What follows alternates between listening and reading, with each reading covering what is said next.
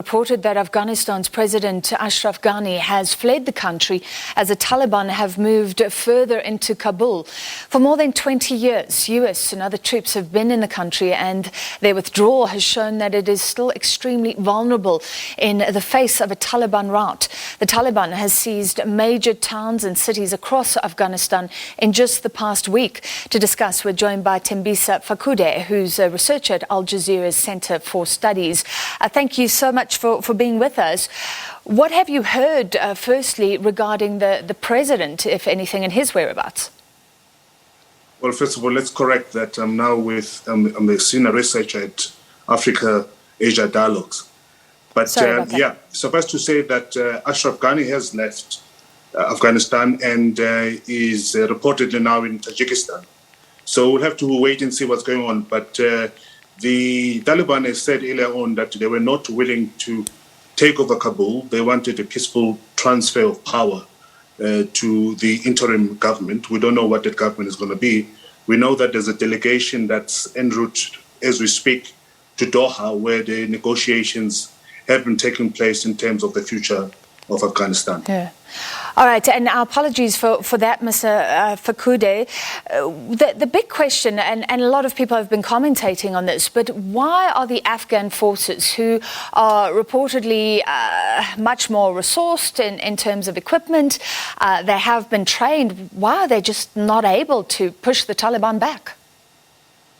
Well, that's the biggest question, isn't it? I mean, it's been a walkover for the Taliban in capturing all the other cities that they've captured so far. There is very low morale, obviously, and by all appearances, from the Afghan soldiers who have simply abandoned in some of the areas of Afghanistan, abandoned their positions. And Afghanistan, I mean, the Taliban just walked over and took over many of those cities, including Kandahar.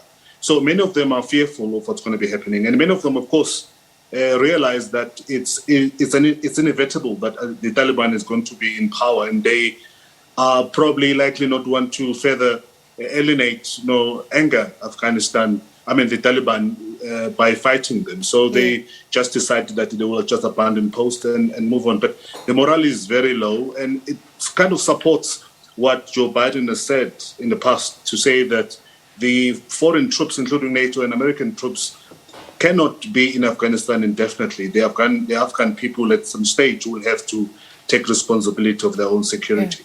Yeah. But some are concerned that all the money spent on training Afghan personnel, the US was involved in that, was wasted. Do you believe it was? Well, it looks like it, doesn't it? I mean, they are not putting up a fight. We haven't had any serious fight or resistance from the Afghan government, or at least the government forces, trying to prevent the Taliban from advancing into Kabul. As I said, it's just been walkover. The Taliban have just been taking city after city. In the past 48 hours, they've taken another 4 cities, including now them knocking at the gates of Kabul. So it's quite embarrassing, especially for the Afghan government, but also it feels like it was an absolute waste of time for the US and NATO forces and those who joined in 2001 when this war started, that they've invested all of this time, energy and resources. And when the crux, it came to crux of the matter, the Afghan forces seem to have disappointed all of those who've supported them in the past. And the US has been evacuating personnel, saying that they're not abandoning Afghanistan, it's mostly downscaling, but I'm sure that the people in Kabul feel like they are now on their own. Yeah, I mean, the US, number one, their abrupt manner in which they left the Afghanistan. Initially, it was scheduled to be on the September 11th this year that the US troops were going to be leaving Afghanistan, but they abruptly left Afghanistan, leaving the Afghan forces unprepared.